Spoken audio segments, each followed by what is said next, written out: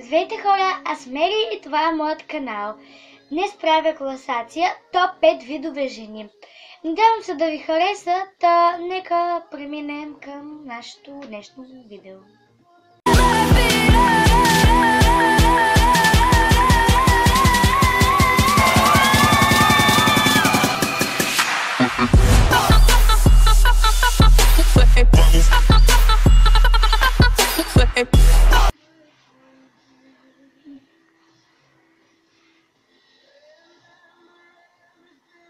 Мати си добре ли си, бе? Да плащам 15 лева за някаква пола. Ма не ми говори глупости, бе.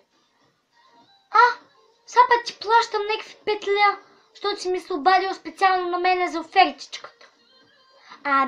Гледай си работата, само да ти кажа.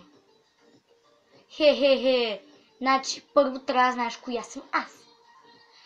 Второ, ако пак ми се обадиш, ще дойда ти разбия смотаната кретуна, бе. Разбрали ме? Чули ме? Малекви гадни хора има.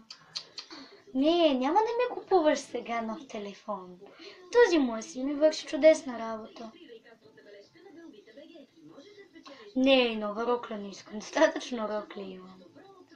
Не ми купувай шоколад сега. Щом няма да ми идваш на рожденията, нищо не ми купувай. Нямам нищо против да не ми купиш нещо. Спокойно, няма да ти се разсърдя. Нали сме приятелки? Мамо, аз отивам до мола да си купа една блузка. Добре, мила, чао! Мамо, върнах се. Само, че има един проблем. Секси малко повече неща. Ало, Маце, какво става? И аз искам да дойда в мола, ама не мога. Не съм оправена, не съм готова. Много съм зле в момента. Не съм хубава в момента. Ти как си? Какво? Има разпродажба за обувки. Момиче, защо не каза по-рано?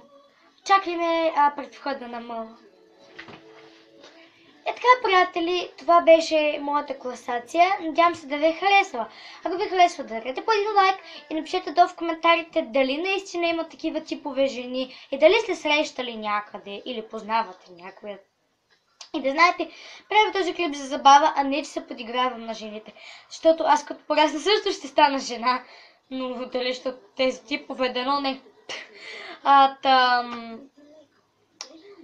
Много се постарая за този клип, както винаги.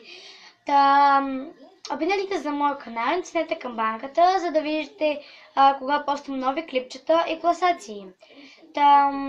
Животът е кратък и гледайте позитивно всички неща. Бъдете оптимисти и не сваляйте усмивките от лицата си. Аз съм Мери и ви обичам. Чао!